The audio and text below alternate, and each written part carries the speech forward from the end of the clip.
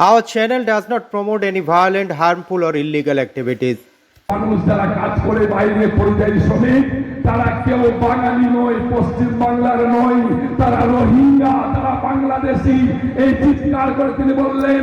আমি তখনও বলেছিলাম, আজকেও বলছি, ওহে বন্ধু বিজেপির বিধায়ক, যদি এরপরে তোমার মুখে যদি এই কথাটা আরেকবার শুনি আমরা বাঙালিরা বাংলাদেশি, আরেকবার যদি শুনি আমরা বাঙালিরা রোহিঙ্গা, তোমার মুখের ভিতরে এসিড দিয়ে তোমার কণ্ঠটাকে পুড়িয়ে ছাই করে দিব।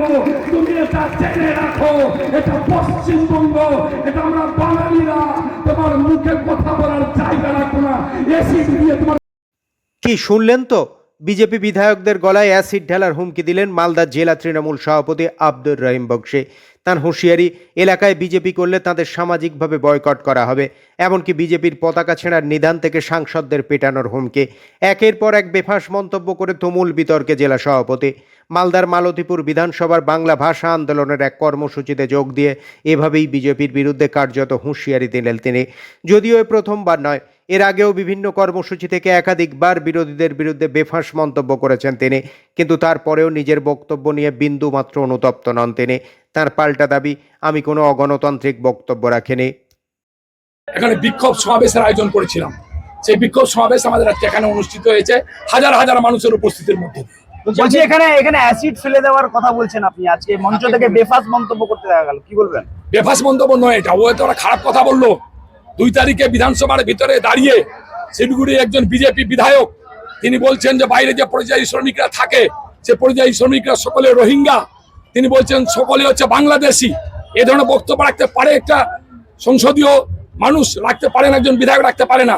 তাই বলছি তার মুখের উপরে এসিডটা ঢেলে দিলে তার কণ্ঠরক্ষা বন্ধ হয়ে যাবে, জীবনে কোনোদিন আর বাঙালির বিরুদ্ধে কথা বলার সুযোগ সে পাবে না। ঠিক বলেছি, ঠিক বলেছি, একবারে 100% ঠিক বলেছি। আপনি নিদাচ্ছেন যে বিজেপিদেরকে বাড়ি থেকে বেরোনো যাবে না, পতাকা ছিঁড়ে দেওয়া নিদান দিচ্ছেন। আমি অনুরোধ করেছি সাধারণ মানুষের কাছে, আমি করব না, যে বিজেপি গোটা দেশ জুড়ে বাঙালিদেরকে শুধু আক্রমণ করছে, বাংলা ভাষাভাষীদেরকে শুধু মারছে, সেই বিজেপি যদি তাদেরকে সমর্থন করে সেখানকার বিজেপিদেরকে, তাহলে সেই বিজেপিদেরকে বাড়ি থেকে বেরাতে দেওয়া যাবে, সেই বিজেপিদেরকে বাড়িতে বয়কট করতে হবে, সে কথা বলেছি আমি।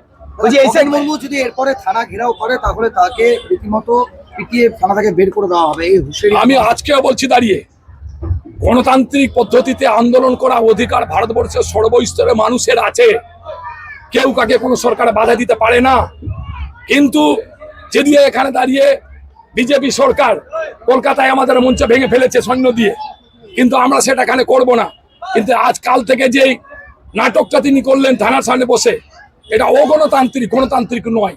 ফলে এই ধরনের অগণতান্ত্রিক আন্দোলন করে মানুষকে যারা সরকারিরা বিব্রত করবে তাকে কিন্তু মানুষ ছাড়বে না, পিটিয়ে ছাড়বে। বলছি এইসব বলে কি ভোট পাবেন মানুষের, কি মনে করছেন?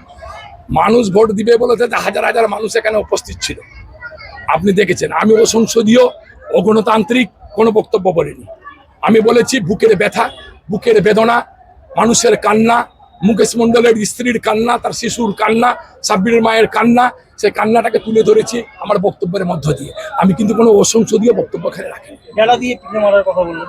আমি বললামই যারা অগণতান্ত্রিক আন্দোলনের মধ্য দিয়ে যারা আমাদের রাজ্যটাকে কুলুষিত করার চেষ্টা করবে তাদেরকে সেইভাবে খুঁটবেড়া দিয়ে পিটানো হবে।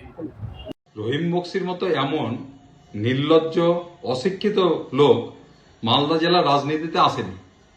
তিনি আজকেও ভারতীয় জনতা পার্টির বিধানসভার চিফ হুইপ শঙ্কর ঘোষের সম্বন্ধে যে সমস্ত কথা বলেছেন, অ্যাসিড ঢেলে দেব, পিটিয়ে মারব, বিজেপির ফ্ল্যাগ পুড়িয়ে দেব, সমস্তটাই তিনি অগণতান্ত্রিক, অসাংবিধানিক কথা বলছেন।